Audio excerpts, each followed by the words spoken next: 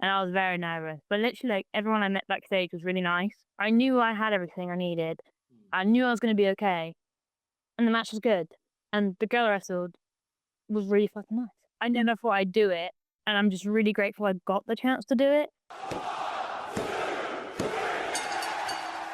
Welcome back to Grapple Theory. Thanks so much for joining us once again. And this week we are joined by the awesome Rhiannon Jade, formerly known as Echo. You might know her as from the Brit Rest scene. Rhiannon, thanks so much for coming on the show. How are you doing?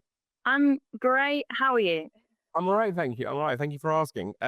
We always start each chat by asking our guest about sort of like their last 12 months in wrestling, and it's quite a good time to do it at the minute because it's still January. And I think it's fair to say you had a pretty like mental in the best way possible 2024. Yeah, hands down, 2024 was definitely my best year wrestling wise. It's been an amazing year. I mean, are you able to enjoy it in the moment when and like everything you had going on is happening, or is it a bit of a whirlwind that you like only see when you like look back on? I mean, I definitely enjoy it in the moment, but I think the more you look back at it, the more you think, actually, that's quite sick that I did that. Did it feel like, I mean, like in terms of what was I know obviously TNA was like a huge moment for you, but was there a moment earlier in the year than that where you thought like something's happening here, like you could feel the momentum building? Oh, 100%. Like, I moved to Wales at the end of 2023, literally at the last 2 weeks of December. So just from moving, the consistency and like the persona, I guess, I don't know a better word for it other than that. I used to do music. Um, Other than that, like of just like matches and like consistency going up from moving it was honestly insane. Like each month just got better and better and better. So I think literally just the last year, as like things were happening that were really cool, I thought, oh, that's sick, that's the end of my year. And then there'd be like another month down the line, but oh, that was sick, that's the end of my year. And then it'd always constantly like top something. I'm like, oh well, just having a really fun year wrestling. It's great. I was going to say you're going down the bucket list, just checking things off left, right, and center. Yeah, I'm happy if I tick like one thing off, each year. I ticked off like a bunch of things I wanted to do in wrestling. So I was like, oh, it's sick. If I look back and I say if anything happens this year, I can look back at 2024 and I think, no, I had a really great year wrestling. So I'm happy. Yeah, I was going to say, because we'll get into the like the TNA stuff and everything as well and your trip to America, but like in terms of at home, as it were, like are there any particular like moments or matches that stand out for you? Like that was special. Oh, 100%. I had a bunch that I absolutely loved before I went away in the summertime. So one that comes to mind, it's really random. I literally filled in on the day because they had someone was a bit injured or a bit poorly. I can't quite remember. But I literally filled in for a tag match at Overdrive and I tagged with Splits McPins against Leon Cage and Cat Atlas. And like, I just like being a bitch, I can't lie. So getting to be on like the nasty side, it was great. I had a really fun match. I like did things I don't normally do in matches, so I truly enjoyed that match. And I'm just happy I got to share the ring with Splits at least one time. So that was like a good start for me because that was in like February. So that was sick. Loved that match. I didn't even do an awful lot in it, so I'm sus. I don't do much. It's great. And then I did Rev Pro in March. That was sick. Just being able to do that. Wicked. End of March, went to Budapest. I thought, sick. Can't get better than that. And then like just as like the months went on, like the last match I had before we went to America, actually, I wrestled Candy for the first time at Chaos. And that was probably my most like my hardest match, if that makes sense. Like I had to push myself quite a lot through that because like she's like a whole nother level. She's sick. So I was just like, it really like pushed me to be like, I want to be on that level. I want to be that good. So for me, just having that right before we went to America, I needed that, like a good kick up the ass before I left. So that was before America and before TNA. That was definitely my favorite match of the year was with Candy. Yeah, I was going to say like those sort of things where, again, you need to push yourself that extra more. Like they're good in both ways, right? Because if you can, even if you have to push yourself that bit extra, if you can keep up with them, like, oh, I can keep up with Kanji, but also you're like, it gives you that boost, like you said, it gives you that kick to be like, okay, there's still so much more I can improve on to get to that level. Because you're right, Kanji is incredible. And so 100%. to be in the wing with her is like really great learning curve as well. But also like, I imagine a bit of like an ego boost as well, because you're like, okay, like I held my own in that match. I can keep up. I was gassed. I held my own, but I was, oh, gassed. and I was at like my smallest at that point. So I was like, Jesus, like how does she do it? She's like bang, bang, bang, bang, bang, like in the best way. So I was just like, I got a lot to do to get to that point. Because I got back after, I was like, whew. I was like, I'm gonna need like at least 2 bottles of water to like just be happy and be like, because my heart was racing after that. Give me a moment. Just give me all. I was like, that was sick. I need to breathe. Whew. But again, those sort of moments as well, and like those sort of again like debuts and reappearances at other promotions, like you say, Rev Pro as well, like is always huge. I think that's like bucket list for anyone in British wrestling, right? To be like, I want to make it to Rev Pro. So to get those opportunities is crazy good, and like I think again it must make it in terms of moving as well, because moving is always a big thing, right? And must make in terms of like moving your life somewhere else, like that bit more like, oh, this has totally been worth it. Like, look at what I'd achieved because of it. Oh yeah, 100%. Like I've moved in the sense where like moving to Wales was like best decision like wrestling wise because it's so much easier to get to places. It's cheaper and it's better for promoters to book you because you're more affordable on the expensive side. Like they haven't got to pay so much to get you from the bottom of the end of the country. Because I was living in Plymouth, so it was a long drive. So it helped in that sense, where it's easier to be booked. But it was also like just I got better matches from it from being closer to people. Because in Plymouth, there's only like a handful of girls in like that Devon Cornwall area, so you just kind of wrestle each other everywhere, which isn't bad because I love them all. But it's like, and I know I'm gonna have a good match because they're both good. But it's like you want to get out of that sort of bubble and you want to wrestle different people. So it was worth it in that sense where I got better matches from it because they were different. Yeah, exactly. And again, as far as somewhere to move, I think especially in like 2023, 2024, there's nowhere better that you could have moved wrestling wise than Wales. I mean, like the Welsh scene the past year or so has been unbelievable. 100%. And they have literally been nothing but nice to everyone that just comes in. So it was definitely like a nice, pleasant, like welcome to move there as well. Because we would go to like up to New Wave like once a week when we lived in Plymouth because the school we started out at wasn't great. But one of our coaches down there, he hadn't opened up his school yet, and he encouraged us to just. He was like, "There's like 3 schools, all about 2 hours away. Go to one of them and get some better training before I open up down on Plymouth, because otherwise you're gonna get stuck doing nothing of use basically." Yeah. And it'll just you gotta love wrestling. It's like if you stop doing it, you'll get in that like complacent. You'll just get used to not wrestling. I don't want to do that. Yeah, exactly. And again, like as somewhere to learn from New Wave, I mean, like I can't think of many places better in the UK at the minute.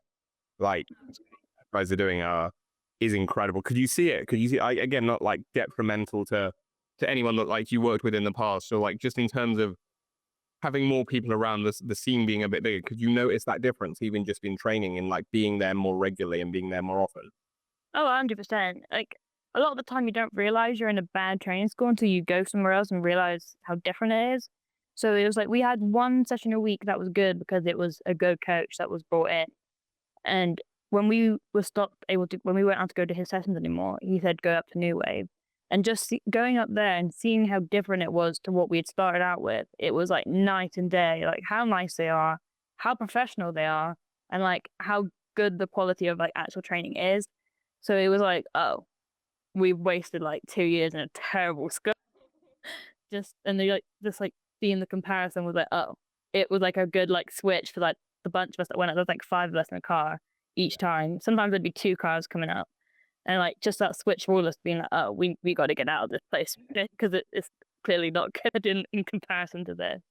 And we just started going regularly from that because they were so welcoming and like just great at what they do. Well, that's fair, isn't it? Especially in terms of like, again, like outside of the schools, having all those other promotions that you can then go to, even if it's just as a fan, like not even being booked, but like in and around that Wales and Southwest scene that like you're in easy reach of, like you say, like with Chaos, like obviously they've got Attack, New Wave have got their own shows, like there's like SWW as well. Like there's so many shows in that area that are all absolutely smashing it at the minute.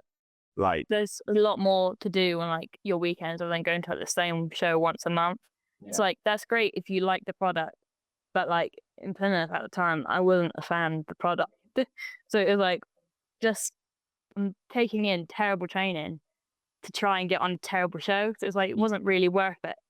So doing the switch was definitely worth it. And I kind of hold like all of it, like all of us literally thank Eddie Ryan for giving us a kick up the ass and being like, you guys are nowhere near where you need to be. And the reason is because you haven't like invested in yourself to go to better places. And like, guess what kick up the ass that we all needed, and we're all doing way better for it. So big props to Eddie. And that's the thing as well, when you can see that as well, again, like with you know, like the just improvement over the year, when you can see, oh, like I'm improving because of this, it makes you that more enthusiastic to like go again or go more often and like be part of it more. Oh yeah, 100%. And all it took was like people that knew what they're talking about, and like also people that weren't assholes at the same time. Like they were just nice. There's like a bunch of us. Whenever we'd get told something in training, we'd all just like have our heads down, and we wouldn't like make eye contact with anyone because we were told like, "You're terrible. Get out the ring." So it was like it was a nice thing to be like get praise, but like, and when you do wrong, yeah, sorry, I'm too mature. When you do wrong, it's not like you're shit, get out. It's like, oh, just do this and it'll be better, and it's like constructive and it's polite and it's promotional. I mean, It would go, whoa. yeah, not just in wrestling, but in any walk of life, right? It's crazy what a nurturing like environment can do for you. Literally, and literally, we all got in the car for the first session New Wave, and we were like, "That's amazing!" Like, not one of us got yelled at, not one of us got told we were bad in any shape or form. Even though back then we probably weren't great, can't lie. But it's like it was crazy that how like rewarded we felt just from one session. And like even when Eddie opened up his own school in Plymouth, just going to one session as soon as it opened up, and it was like just having him and Country Big Josh Knott being the coaches. It was like, oh, where were you like 2 years before? Because this would have been great to start with. But it's fine. It oh, I can't even get my words out there. It like shapes you to the person you need to be. And like there's people that are still training at this place we went to now that were there before I was even there, and they had the same talk as what we had with Eddie. And some people take it, some people take it as, oh, they just don't like me then. And it's like, it's not that. He's actually trying to help you, but you've taken it in a completely different way to the rest of us. And I think some of them now, like they still like speak to us, but it's like they think we hate them because we've gone further. And it's like, well, no, we just think you guys are a bit stupid to stay in when you could have just got better things if you just sacrifice a shit booking once a month. Yeah, that's the thing, isn't it? Is like, I think, again, I think it's tough, isn't it? I think it's tough to be like, I don't know, almost like that to people. But like, clearly, like, if people have ambition, that's like, or don't have ambition, that's up to them, right? Like, if you have ambition, especially as a wrestler, especially with something you put your body through so physically, like, you want to be out there more, right? I think that's just more like, again, almost like, without disrespecting anyone who does that, like, you can tell a lot about people, right? Oh, 100%. What they want from life. It's like if you want something real bad, you'll kind of do anything for it. Like it's not embarrassing or shameful to take some steps back to get somewhere you need to be. Like when we left the place we were at before, all of us barely got any bookings anywhere because we weren't known outside of the Southwest scene, and like only a few places booked us before that anyway that are actually any good. So literally, we had like the whole of like 2023 was pretty lackluster in the sense of booking wise because there wasn't an awful lot. But training wise, best year training wise, because one, we went to New Wave and we went to Eddie's school when it opened up, but also a bunch of us went to Dr. Tom's in America, and we realized how good training can be if it is fun and if it is a good quality. And it's like, oh, this is worth the money I'm paying for. Well, what I want to do to achieve in wrestling is needed with good training. Exactly. Like even if those results you want don't come immediately, like 3 months, 6 months, whatever year down the line, like the knowledge that they're gonna come eventually because you're putting the work in. Oh, literally, yeah. Yeah. No, exactly. And like, so that's crazy. And like, again, like hugely respect that, because again, I think it can be daunting, can't it? Like, especially if you're not getting that instant gratification from it. You know what I mean? Like if it's been like 3 months and the bookings aren't coming, you're like, oh, you can get a bit down. But like if you just keep plugging away, the results will come. Yeah, 100%. Like that's literally it. That's the trick to it. Like you've got to enjoy it, else it's really not worth any of the reward you get. Yeah, exactly. Have you picked up any new like what's the word, carpool partners since moving to Wales?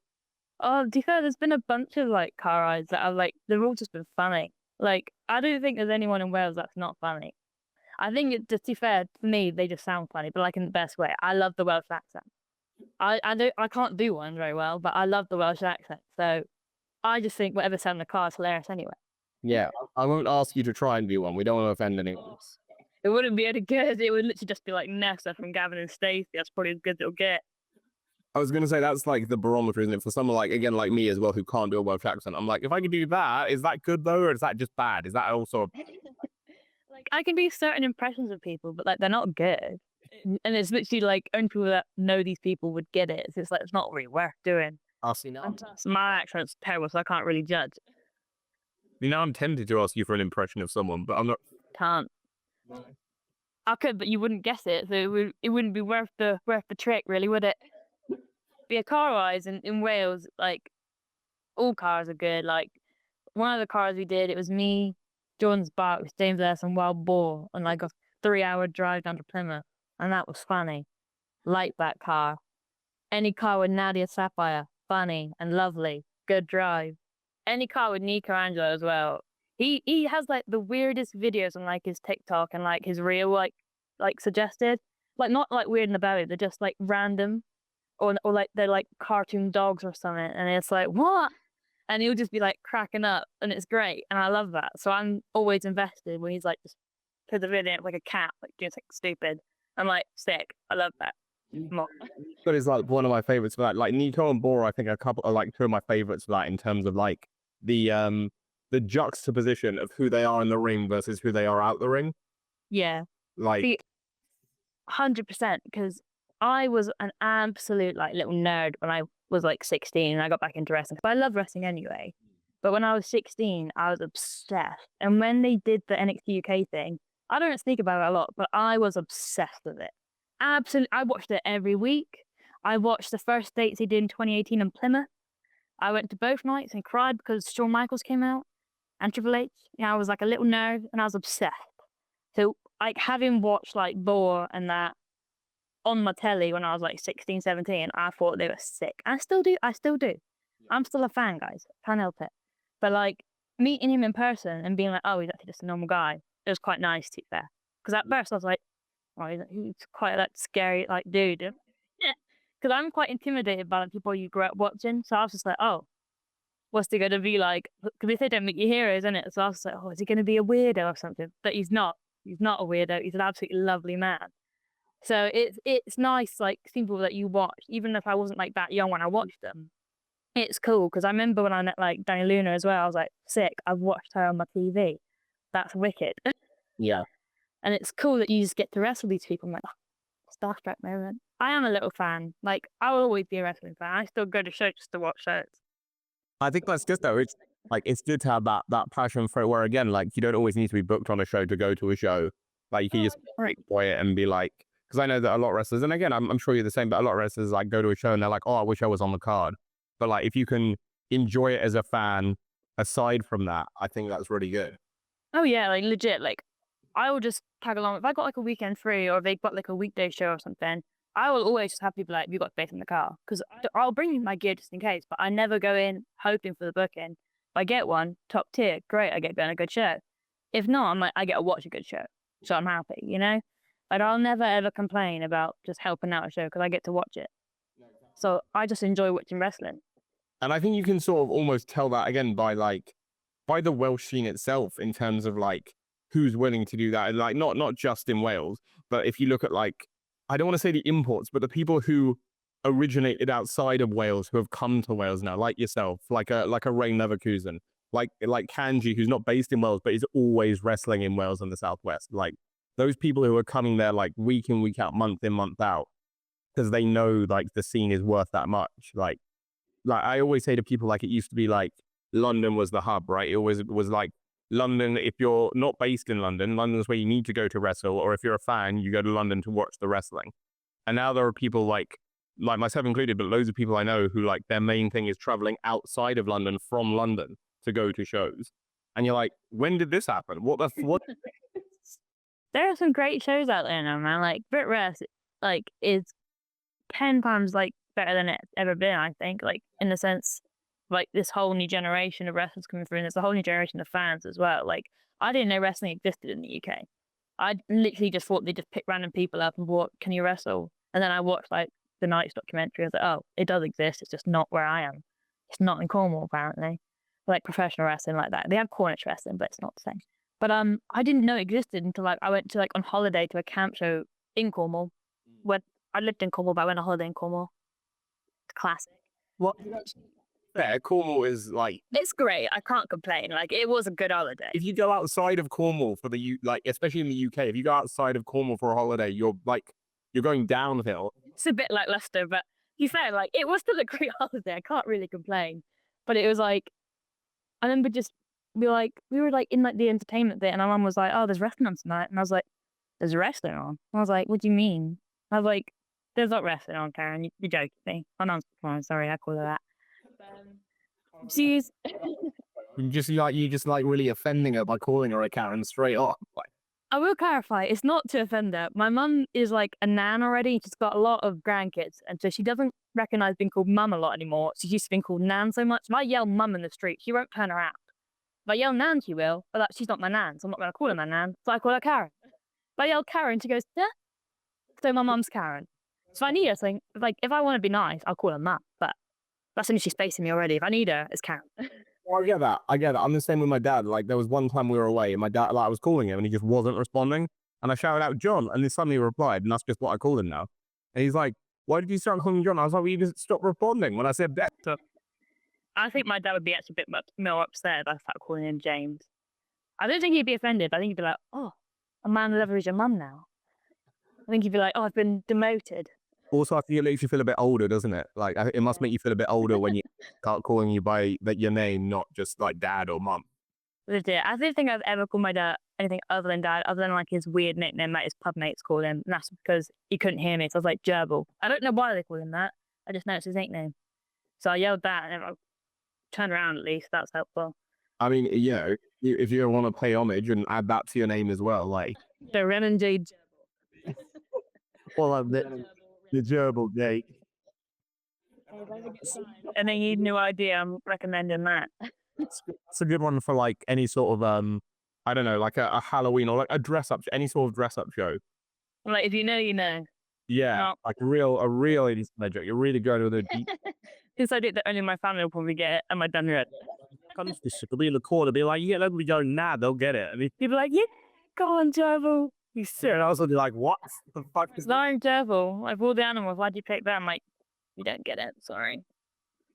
You're lying. No, on a tangent. I love it. I love a good tangent. But speaking of your name, I mean, we were talking before recording again about like the name change you had, because again, you've gone through. I want to say you've gone through a fair few names. You've gone through a few surnames, right? Years, and then again, like you say, like mid this year, sort of has just gone completely new direction with your name. Yes, I feel like U-turn. It sounds nothing like the original, does it? But yeah, I used to be called Echo Reed when I first started, and that was the name I picked out when I was 17. So at the time, I thought it was banging. But then I got rid of the Reed part because I didn't want to be associated with the company I started out with. So I was just Echo. And then I used to do like a nickname, the Warrior Spirit, but I just really liked fantasy stuff, and I still do. I think it's sick. But and I went to America, and I thought, oh, I need to get a last name because Cher. Nothing special, you know what I mean? Like, Self a disservice. That's why I love. I'm not Cher. I'm not paid. So I was like, right, I need a last name. So I liked having the one beginning with R because my name's Rhiannon. Boy, that. So then I went down like a bunch of like names, and I was like, I don't really like that. So then I got the name Echo anyway from a book I read when I was like 17. I really liked it, like a murder mystery. What can I say? And the town was called Echo Ridge. So then I tried it out for a bit, and it was all right. It wasn't until TNA when I used my real name that I was like, actually, that just fits me way better. Why did you my real name in the first place? Yeah, and that's the thing, isn't it? It's like you were saying before we started recording. It's like that name is more you, and I think that's the thing, isn't it? Where like you don't have to stick with the whole you like the same name your whole career. Like if you evolve, like as people do, if you evolve and you're different and you feel like that name no longer fits and you want something that fits you better, like that's fine. Like change it, go for it, right? Literally, that's what it is. Like, definitely, I think the name's sick still. It's a cool ass name, but I just don't think I'm a cool ass. I'm a silly ass person. but I'm not a cool ass person. So I'm like, why am I trying to be cool? Because I don't care about being cool. Like, you think I'm cool, that's great. I appreciate it. That's not my aim, you know? Like, I'm just me. I'm a rambly person. I'm an awkward person, but I like a laugh. Yeah. And that's Rhiannon Jade. I don't get it. If that like that fits, and then why not, right? And why not? And then Yeah, I'm just grateful that I got given a good middle name. Thanks, Mum and Dad. yeah, go away with it. It was a close call. It could have been something way up. It could have been like terrible. And then you'd be Rhiannon Ridge. That's weirder. That sounds a bit odd. That's a bit too much of a tongue for, I think, yeah. It doesn't flow up the tongue, isn't it? And then my initials are just... But again, like, well, in terms of going out to America, like, what better way to like sort of almost debut that new name, right, and that new version of you than like the push you got out there? Then, because I think that's like speaking to a few people as well. Like, I think that was the first thing, like a first time a lot of fans realized you changed your name like that drastically. Was like that was like, oh, this is what? Yeah, because like they said to me like they would like me to use my real name, and I was like, more than happy to, because my name's a cool name. But I knew one thing that weirded me out about it is Americans, I love you, but you say my name weird. So it's like they go Rhiannon because that's how they say A's, and I'm just like, that's close enough, it'll do. But then like when they said, "Oh, where are you from?" I was like, well, we're not gonna say Cornwall because I know you're gonna say Cornwall. So I was like, we'll say Southwest England. But it's like that's like the only thing that's like about my name is that I know people will say it wrong, but I don't mind because I don't really get called Rhiannon at home. Like my dad calls me Rhiannon, my mum calls me Rhi or Riri because I'm anti Riri, and like because their kids can't say Rhiannon, it's too much apparently. But it's like I still really like the name because it's my name, so I've got to like it, really, haven't I? But yeah, I don't know. I think it was a shock to people because it sounds nothing like Echo. But at the same time, it's like everyone that knows me, you just go Rhi, I guess. So if you shorten it, you shorten it. If you don't, call me Rhiannon, it's fine. I'll answer to anything at this point, to be honest. Give me a new name. I'll name them 5 or something coming up soon. That you're gonna end up like you know, like being announced to the ring as like a list of like, you know, that's similar to someone in British wrestling that we won't mention anymore. But this just it is. It's like, oh, I've been there.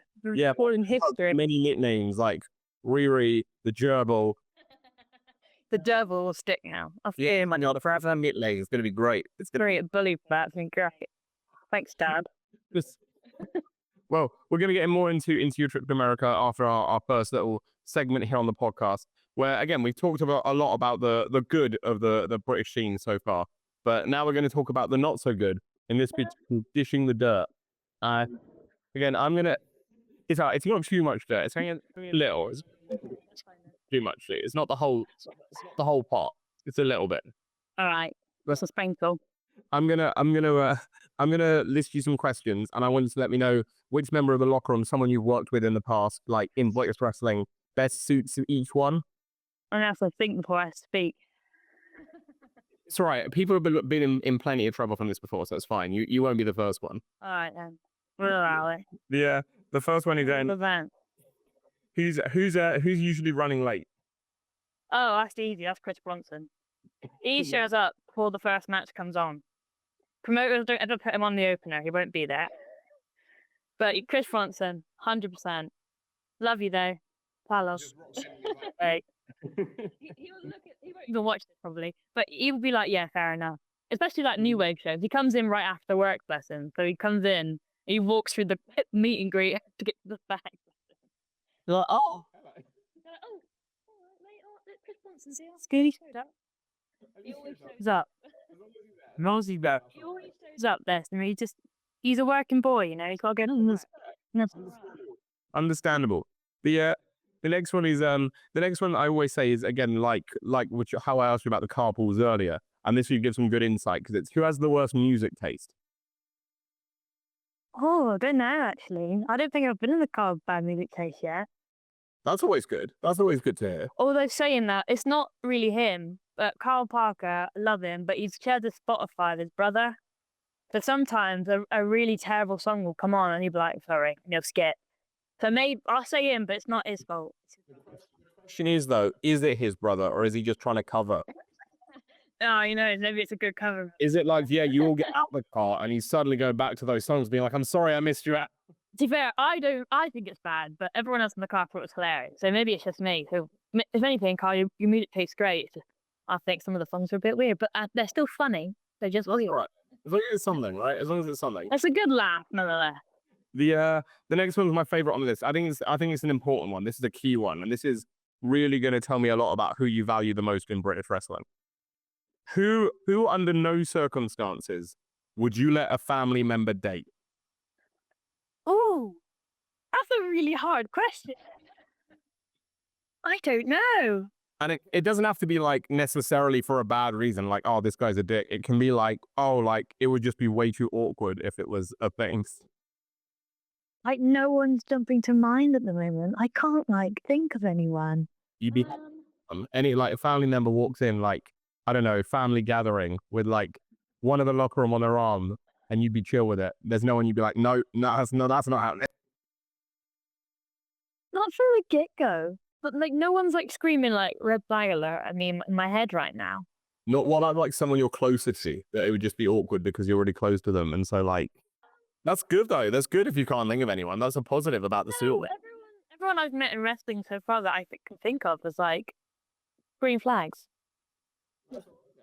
So I'm just thinking like I can't think of anyone that I'm like, oh, I don't want anyone of my family to date them. Any of your single family members now watching this, just be like, none of them are single. Riz and the Princeton family, come on, let's go. The relationships, love it. Yeah, we're just uncontrollable Riz, isn't it? I'm gonna cringe watching that back. Don't put that out. That was possibly the best thing that's come out of this so far. That's horrible. I'm gonna get. That's after the gerbil on your list of nicknames. We're gonna pretend that didn't happen, but I've done it now. I don't speak before I speak. That's another great. That's a great T-shirt idea. You gotta get that as a T. Just uncontrollable Riz. Oh, I haven't heard. I've been hanging out with too many people that watch Brain Rot. It's terrible. It's mentally not good. It's contagious.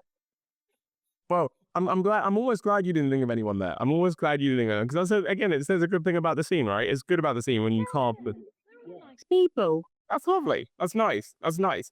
The next one is in their street clothes outside the ring. Who has the worst dress sense? The worst? Yeah. Like, does anyone rock up to a show wearing something and you're like, what on earth is that? I have no place to judge that. I look terrible on show days. I literally rock up in my joggers and sliders like most people. So I can't even judge because we all dress the same. We're all just lazy queens. Oh. I don't know. Everyone just wears wrestling t-shirts or like band t-shirts or something. I can't think really. We'll just say daggers because he comes in a suit. But I don't think that's bad. No, it's just him, isn't it? I was gonna say I don't know how many run-ins you've had generally with Harrison Bennett. We get a lot of talk about this. Oh, I like it. Apparently has this orange jacket that like really splits opinion on the scene. I like the jacket. Do you? Yeah, it's different. That's fair. I think it's It's just for a jacket. That's crazy. Anyone that we've had, like, it's really been like 50-50 from what I remember. Like the split on it is fully like you like Marmite. You either love it or hate it. And I'll just say me because I look terrible on show days. And then I've cursed myself because I dip back into my normal clothes to meet and greets half the time. And I'm like, why have I worn that? And I'm like, that's on the internet now. That's great. I'm like wearing like my sister's t-shirt or something. I'm like, ooh, terrible. Amazing. Well, the next one's the nicer version of that. The next one's on the opposite end. It starts off terribly though, like because you're at a show and you look in your bag and you've forgotten your gear. Nightmare situation. You've got to go back to the locker room and borrow someone's gear. But we're talking one size fits all. Like one size fits all. Yeah, you can pick anyone you want. Do you look at anyone's gear? I know there's a lot of good gear in Brit Rest, but do you look at anyone's gear in particular and you're like, I could pull that off? I don't think I could pull it off, but I really like Harley Hudson's Care Bear gear. Yeah. That's just a great shout. I think that's great. So I'd say that. Harley That's what screamed to me straight away anyway. The Care Bears. Gear game, very cool gear game. It's great. I want Care Bear gear now. I'll just do it because I don't think it will suit me as much, but it is cool and I like it. But that could be like a great, again, like a great faction almost, where you come in, all 5 of you, and you're like all the different colors, right?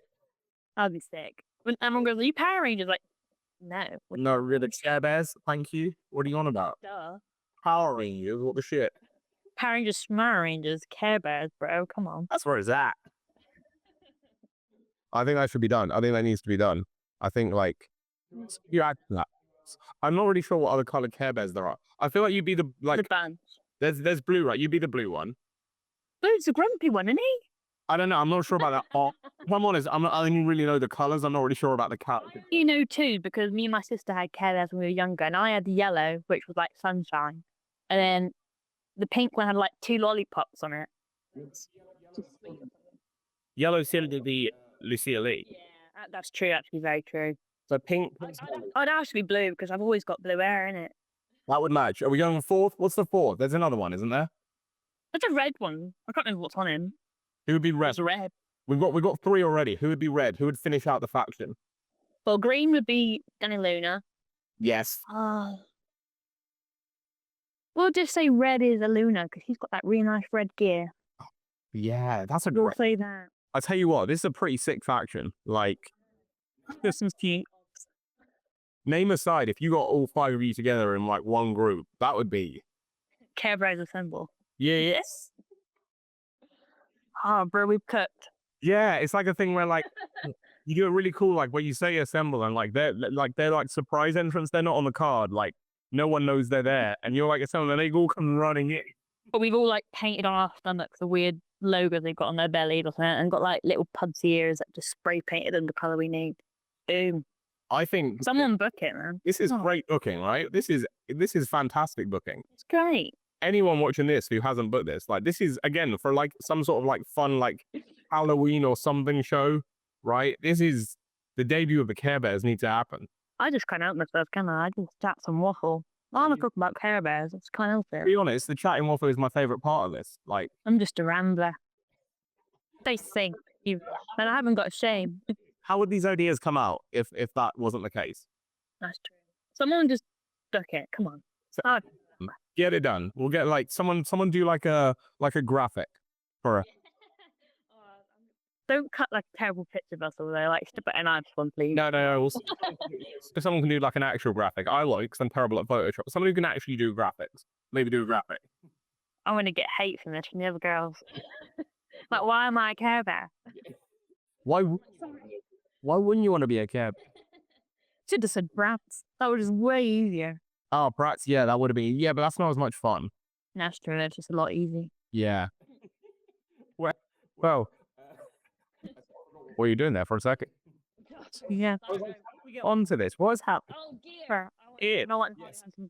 is good. Yes, yeah. Hold on. It's a great gear choice. It is a great gear choice. The next one is who I would say I've got it written down as who would throw the best party, but I think more accurately it's who would throw the party that Rhiannon Jade would want to be at. I'm not like a big part. I don't really drink either. Like, I'm not a big alcohol person. I used to be. Not anymore. I hit 20 and I was like, not for me. Probably like James Ellis or Jimmy Taylor because they love a pint and it's great and they're fun to be around. Yeah, one. But them together because then it's funny. Yeah, like a chill, so it's not like a rager. Yeah, I'm not a rager. Pub and grub. Let's go. Nice, like it. I like it. Damn. The final one I think is the most important one of all, because again I think it's really key to who you value the most on the scene. Who would you choose to be your partner in the zombie apocalypse? Probably Toby St. John, just because he's watched so much of The Walking Dead and it's his favorite show. So that I feel like if I'm gonna survive with anyone, it's probably him. Yeah. And like, I think he'd probably sacrifice me, but that's fine. But I'd probably stay in because at least he has a bit more inkling of what's going on than I would. Because I'd probably die first, to be honest. Is it fine that he'd sacrifice you? Is that fine? Yeah, I'd like fair enough, mate. As long as one of us lives, it's all right. Let's get on to your trip to America. Let's get on to America because, like, again, that's a huge moment. Again, for especially for like, again, someone like yourself who, again, like, not like you're green, but like someone who's not been in the business a huge amount of time relatively. Like, Yeah. to get that opportunity that early on, that's really cool. That must have been like a wild phone call, email, or What, to America? like, you know, in terms of like deciding to go out, but also like in terms of like those opportunities you were getting when they were coming. Oh yeah, it's like a whole different world over there. Though, like, it's not easy, but it's like we did the first year in 2023, and we literally paid just to do the training with Dr. Tom because it was working. It was fucking great for F4. I will get more on mascara than myself. And it was amazing, easier, way more PG. And we literally just met people, and we did. Dr. Tom put us forward for a show that his old friend was running, and like we were on the pre-show because they do pre-shows everywhere over there, which is so strange. But it's each their own. You get paid to say, can't play. So we did like a mixed tag, and it was me and Jordan Sparks versus Ruben Manitoba and Toby St. John, and like we literally just did a normal Brit Rest match. Like we just did British stuff, had a laugh. It was really fun. And people would just watch backstage because they were like, oh, the Brits are here. What are they going to do? And literally, like, a bunch of people just watched and said, oh, are you free next weekend? We've got a show. And literally, that's as simple as it was. Like, they just see you once and they go, oh, actually, you guys are actually good. Yeah. Do you want to be on my show next weekend? Or my friend's running a show next weekend. Do you want to do this? Or next month, I have this thing. Do you want to come with me? And it's like, what? This doesn't happen back here. I'm like, you put your mates forward and stuff that come, but it's like, it was that easy to like be seen over there. So it was crazy. And like we didn't do like a few shows over there last time, but just from the people we met when we came back last year, we just said to people that we worked with before, like, oh, we're back this date to this date, and they said, yeah, we've got 3 of those shows. We want you for all 3 of them. I want you for this. Next weekend they're doing their stuff, and it literally got to the point where we were doing Friday, Saturday, and Sunday every weekend anyway. But then when OVW came about, we were doing Thursday, Friday, Saturday, Sunday. So it was crazy how busy we were and like how easy it was to be seen. Like it's literally just word of mouth over there, especially in the South where we were, because we were in Tennessee. Yeah. So literally just like one person sees you, they put you forward to the next promoter and they go, yeah, you free this date. And it was that simple to get bookings just because you knew people that were good. Yeah. So it was wild, but it was like so worth it. And it was literally like people we met this guy called Kevin, and he messaged one of our guys we trained with, Dr. Tom, called Wayne Moxie. And he was like, are you guys free? And that's how the TNA thing happened. Because of the hurricane that happened in North Carolina, they had to move it to Nashville last minute. And he was like, well, I'm going to help. Do you guys want to come with? Because it was like the week in between classes. Like Dr. Tom does like 12-week classes, and there's a week in between each one. Like he just has a week off to himself. So it was like, there's no training, there's nothing. Just relax for a week, everyone. So we're like, yeah, we're not doing anything this week. So fuck it, why not? We get to watch TNA for free because we're helping out. I was like, I want to watch that. Hell yeah. Even if we didn't, it was $10 a ticket because it's like, it was for charity. So I was like, even if you have to pay, I'm watching that $10. So I was like, sick, we're doing it. But it's like, it's just simple things like just putting your name forward for things. Like you just get to help out on good shows, or you get to be on really good shows. So it was really easy to get booked and be seen in America. Yeah, and then you get to be again like, you know, you're going like being like, I'm gonna go watch TNA, and then you're on TNA. Yeah. How's that? How's that as a pinch me moment? Well, it was crazy because like the first day we literally just set everything up and it was fun. We met everyone, and then on the Tuesday, I can't remember what day it was, but on the first day of like the actual like filming, all the British guys, we were just like doing like security for them. We were just being helpful, and like the people that were in the queue from day one, they like noticed me as I came out the second day because the match I did was on the second day of filming, and they were like, oh, because I'd scanned them on their way in the day before, so they thought it was sick. So I was like, oh, that's cool. I'm glad I haven't got like a silent reaction, as that would be awkward.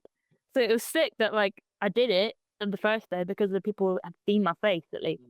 As weird as that is, like, I was the security girl, but they were like, oh, we've seen her before. It was just a cool feeling to like be cheered as you come out. Yeah, I don't know. I was very like, ooh, in the moment. But like that second day, like going into that second day, did you know you were going to have a match? No, I was shitting myself when I found out there. Easy. What happened? How does that come about? Like, into the dynamics? There was me and Ruby were there, and like we were. I don't remember what we were doing. I think we were cutting up the canvas because they sell it on the second day and buy bits of the canvas. That's cool. So we were just cutting up the canvas, having a great old time. All of us were just chatting, like a bunch of people that were there to help. And then Kevin comes up to me and Ruby and just goes, "There's a spot for a girl gun today. Both of you send me a match, and one of you will get on, basically." And I like, it's nothing against Ruby. I was just lucky that they watched mine first, and they said, "Yep, perfect, you're on." What match did you send them? I sent them the Alex Windsor one from Red Pro. They wanted Faye, and I was like, "Wow, they ain't picking me." 'Cause naturally, I was normally a heel because I'm a bit of a dick. But so I was like, "It's not going to be me. I'm barely of a face. I've had like 2 face matches this year." So I sent them the Red Pro one, and then they were like, "Yep, perfect. Go get your gear. Go speak to Gail." And I was like, "What? Go speak to Gail? Like that's a casual thing." I was like, "What?" I was like, "Cool, okay." Particularly, I'm like, "Fucking hell." So I was like shitting myself instantly, and I was very nervous. But literally, like everyone I met backstage was really nice. So it was like very easing, and like because I was very overwhelmed, but they were like very polite, very nice. So I was like, "Oh God."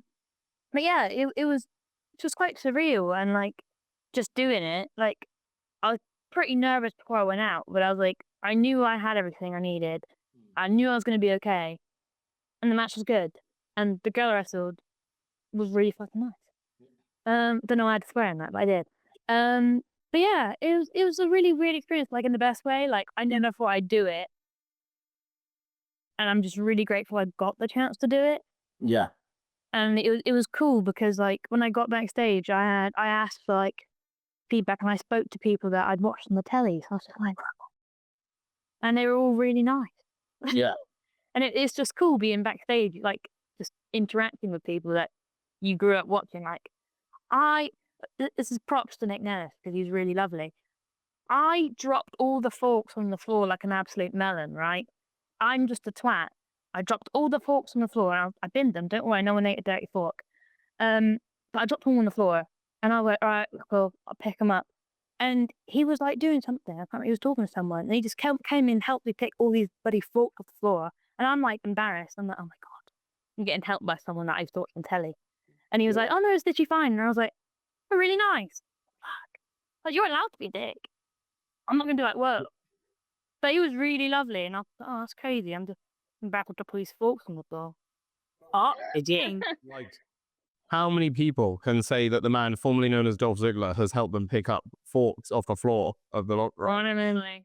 Like, that's badge of honor right there.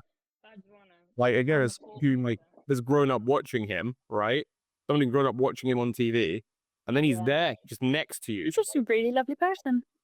Everyone backstage was really lovely. Like, it was just really cool. And like the refs there are really good refs. And they also rep at OPW, so we'd be speaking to them every week anyway, and they were just really nice people. Shout out to Ref Alice. Love it. But yeah, it was just like a crazy day, and like even like the guys you were with, they ought to do like security spots, so they were all like,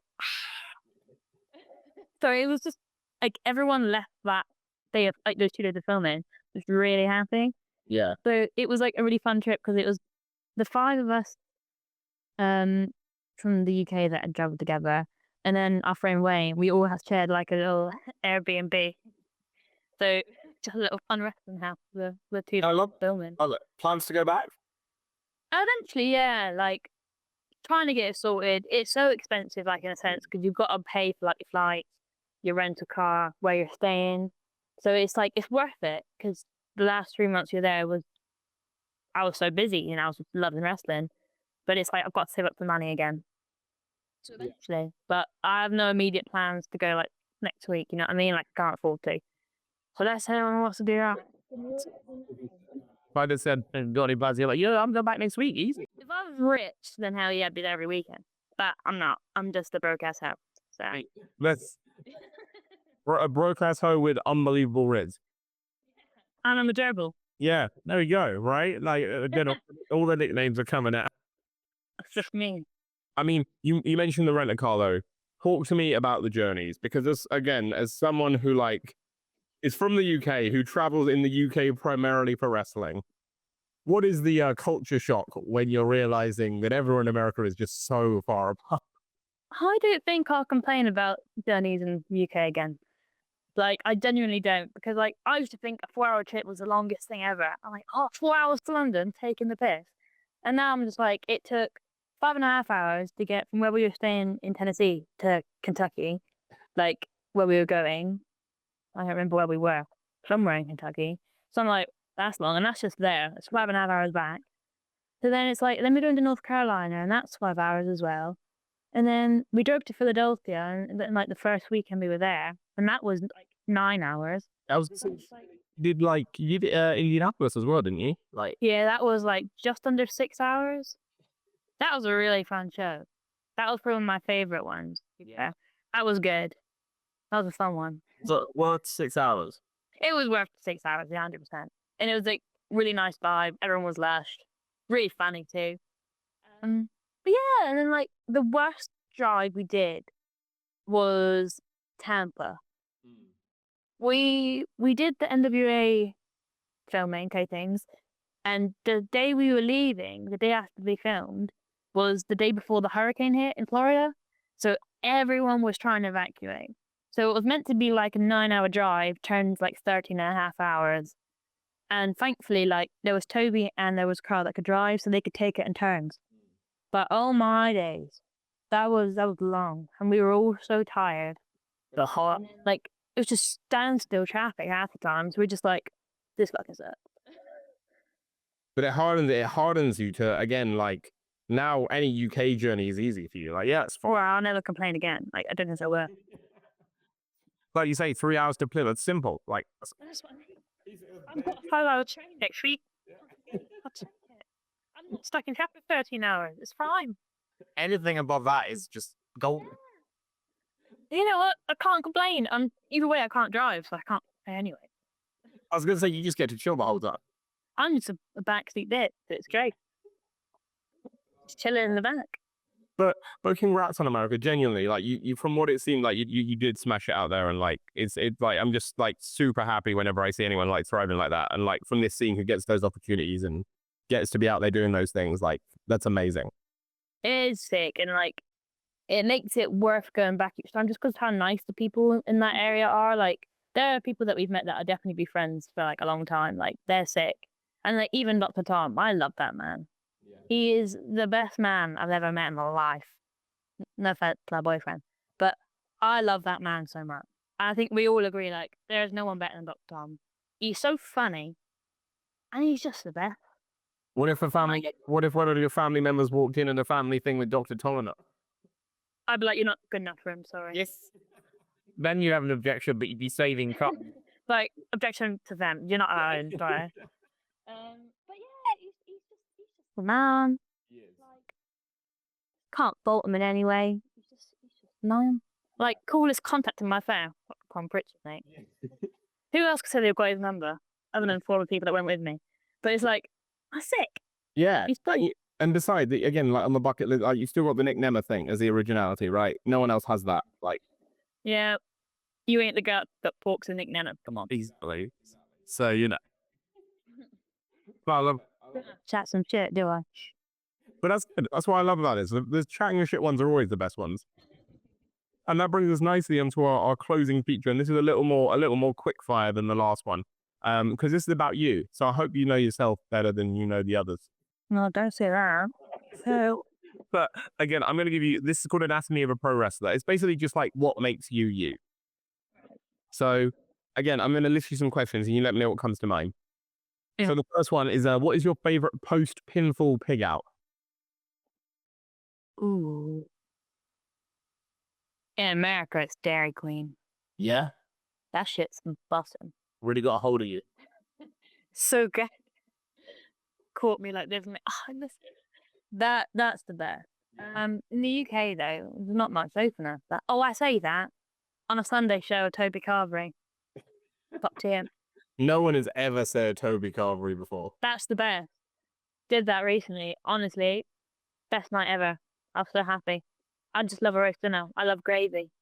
And if there isn't a more pinnacle of British people and British cuisine, and you say Toby Carvery, best night ever, I don't know what. Good. I'm so happy. In the night. I mean, it could be the answer to the next one. They're not all food related, just the first two. But the next one's your like the classic. Like, what would your death row last meal be? Please. I love a carbonara. Can't lie. It's a really random one. I love a carbonara. Big old bowl. Massive bowl. Edible spaghetti. Yeah. Cheesy garlic bread. Don't be silly. Nice. But yeah, that's it. I like it. So happy days. That's all you need, right? That's all you need. Yeah, it's a bit of pasta, a bit of spaghetti. No, I like it. I don't know what that was. Coming out there again. Very good one. The next one is what is the song that gets you the most hyped? I like terrible music. I should have said me for the worst music earlier. Gonna say we're gonna find out. Hype music. I like a bit of everything. That's why it's banned.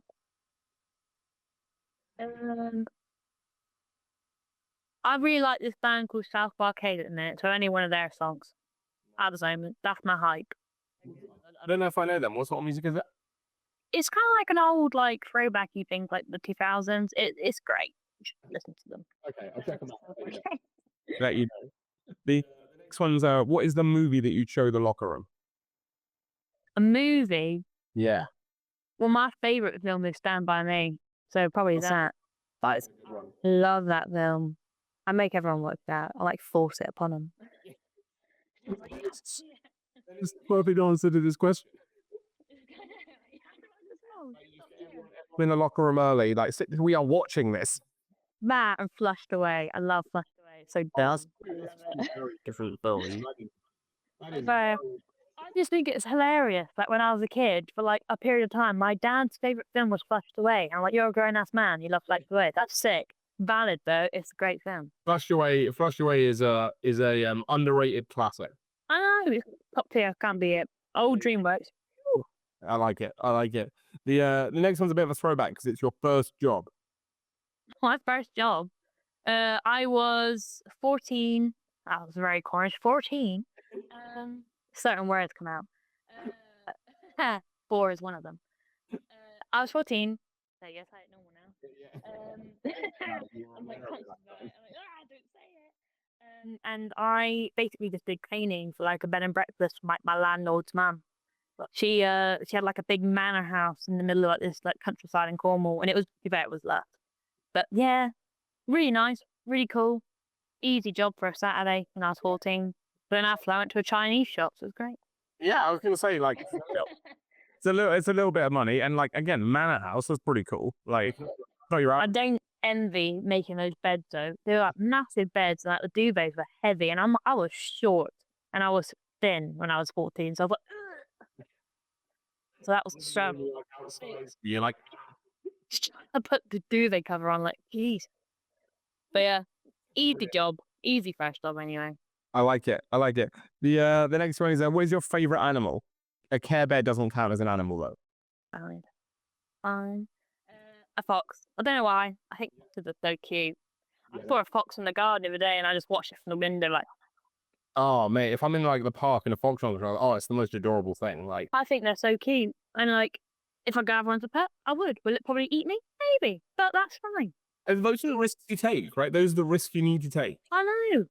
Like, cool. My fox bit me, but I've got a fox for a pet. Who's the cool one now? It's other people coming in with like cat scratches or dog bites, and you're like, well, yeah, this was a fox actually. So I don't know why. I just really like foxes. Tigers, they just like orange animals. I like it. The fox is another nickname to add to the list. Yeah, fox and the gerbil. The fox and the gerbil. We were really confused there. The foxy gerbil. What does that even look like? Don't even want to know. Terrible is what it's going to look like. Don't no one Photoshop this stuff because I'll just block you. Yes. I don't want to see it. Amazing. The next one is the only time it really gets like a little deep because it's your greatest fear. Oh, drowning. But like, I'm terrified of like the open water. Like, I don't ever want to go on a cruise. Ever. Like, I don't know. I do know why. I fear. Don't like it. Don't like the thought of like waking up surrounded by nothing but open water. That's terrifying because you don't know what the fuck is down there. Then I agree with that. I agree. That's like, yeah. Also, like just from what I'm saying, no disrespect to anyone who goes on cruise. The cruises seem boring to me. I Like, just think I'd rather go on holiday anywhere else than go on a yeah, boat. like just like go there and then spend the extra time there in that place, not just on the water. Like each their own. You crack on. But one probably can't afford one. Two, no, thank you. And also, like, if you're on a cruise for like 3 days, boy, like every day you're like, oh, look, the same view. It's just open water. Well, What is that? and like everyone always gives me shit because they're like, "What about when you wake up on a plane?" I'm like, "I'm not looking down at the sea, am I? I'm looking down at a cloud, so it's fine." You're not on there for like 3 days. Yeah, I'm not surrounded by it forever. It's like 7 hours of my day, and then I'm there. You know, It's chill. so I can't complain. The next one is there's only a couple left. The next one is your favorite place in the world. Anywhere like the Smoky Mountains in Tennessee, because we went to like a bunch of them, and just like the view you can see of like the mountains, that's top tier. That was great. So I'd say Smoky Mountains. Nice. I love it. And the final one is what is your dream holiday destination? I really like Norse stuff and like biking stuff. So probably like randomly like Norway or something. Like Scandinavian, like Europe, any of them. I just think they're really like cool. Yeah, I like that. Any of those.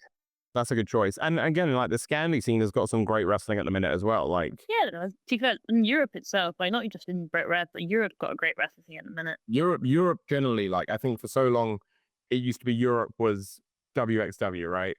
But like now Europe has a scene. Like There's a good scene too. it's thriving. It really is. And like it's great. It's like you said earlier, like not just in Brit Rest, but generally like in Europe. I think like I always say to people like the scene's there's not as many like big names on the scene as there were in like 2019 or like 2018. But I think the quality of wrestler is better, like overall. I think there's more great wrestlers now than there were in 2019. There's more people coming through just because of those guys in 2018. Like, Yeah. them just putting the scene out there has made people want to try it and just go balls to the wall with it. Yeah. And they've become their own downfall because now the people coming up are really good. They'll always be good though. Like, they're good. You can only get better. Exactly. There. Like wrestlers just age like a fine wine generally. Yeah. Yeah. I love it. Brilliant. Well, that brings us nearly to the end of the chat. Rhiannon Jade, thanks so much for being on the show. I hope you've enjoyed it. No, I loved it. Just loved the chat. I'm glad. Me too. It's been a lot of fun. It's gone some weird places that I didn't expect. But I tell you what, On to Gerbilville. exactly like gerbils, the Care Bears. We got some great t-shirt slogans and ideas here. Unbelievable Riz, like. Hey, I'll take the t-shirt Sonic Spray. It's not doing it. It's all been great. I'll get like a package sent to my door. I'm like, Someone sends you that like a pre-made. You're like, oh no. no. Then you have to wear it. Yes. No, you gotta wear it. I'll just ship. Like, anyone want one? Get it for £1. I got it for free.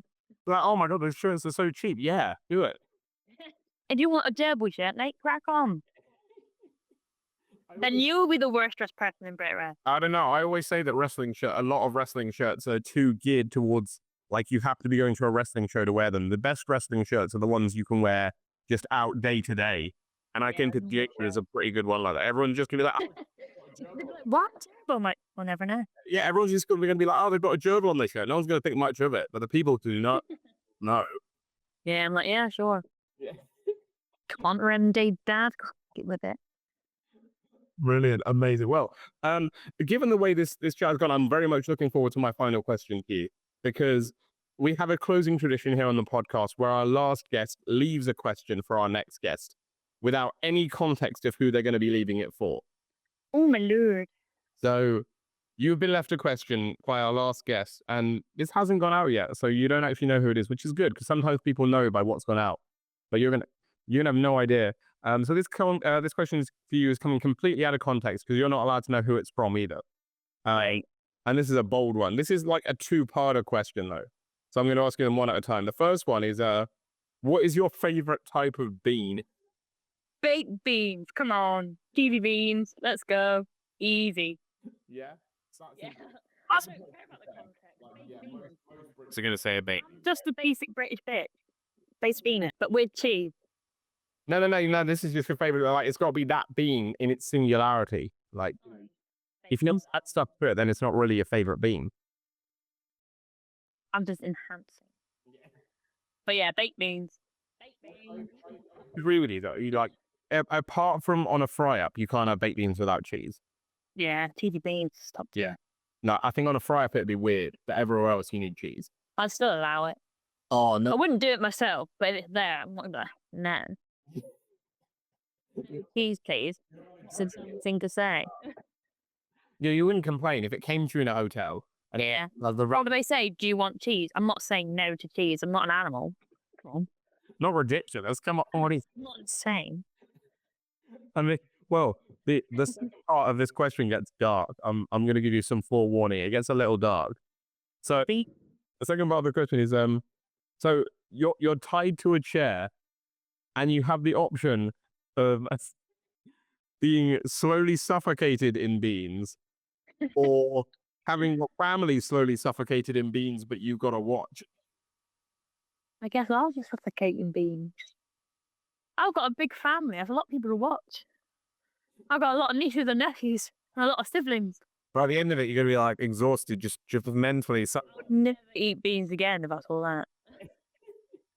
I'd say no, yeah. To be honest, I sacrificed myself for Toby St. John in a zombie apocalypse, so I'll sacrifice myself for baked beans for my family, I guess. I was going to say, yeah, once you've sacrificed, yourself for like, a friend and wrestling colleague, like, you're going to do it for your family, aren't you? I'm about to now. With my hand. Otherwise, they're going to be like, what? You said, but not us. Toby St. John's my wrestling dad anyway, so. Well, that's right. I'm glad you had a good answer for it, because, this question got weird. Like, this person was very bean focused. I have to ask when it's cut who actually out beans. Yeah. Now I'm going to find a dumb question to top beans. Well, it doesn't have to top beans. It doesn't have to be done as well. It can be like whatever you want. We've had some weird questions. I'll get your question once we stop recording. No, Rhiannon, thank you so much for coming on the show. It's really been a pleasure having you here, and congrats on everything you've had going on over the last year. Like, I can't wait to see what you've got going on for this year. Like, what's next to come for you. Like, if we were having this chat this time next year, and I'd said to you at the beginning of the chat again, has it been a good year for Rhiannon Jade? What would that look like for you? Not in terms of like necessarily specifics, but what could you look back on at the end of the year and be like, it's been a good year? Just staying busy, staying healthy, not injured, hopefully, touching wood.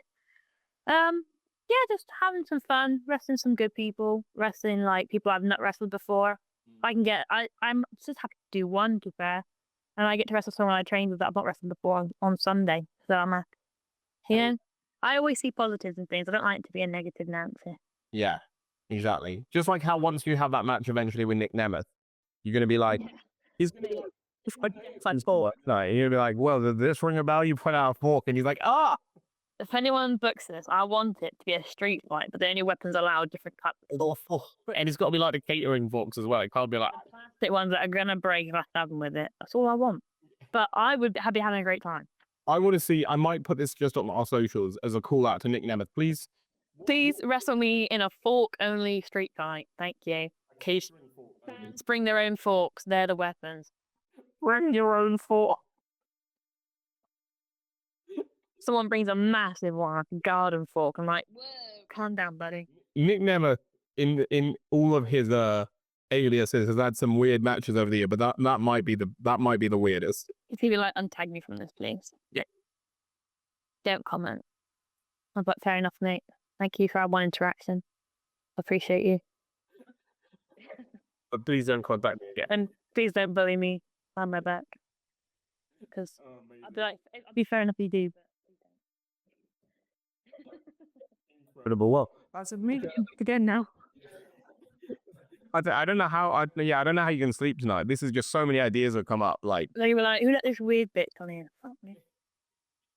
incredible. Well, I think that's a glorious place to end.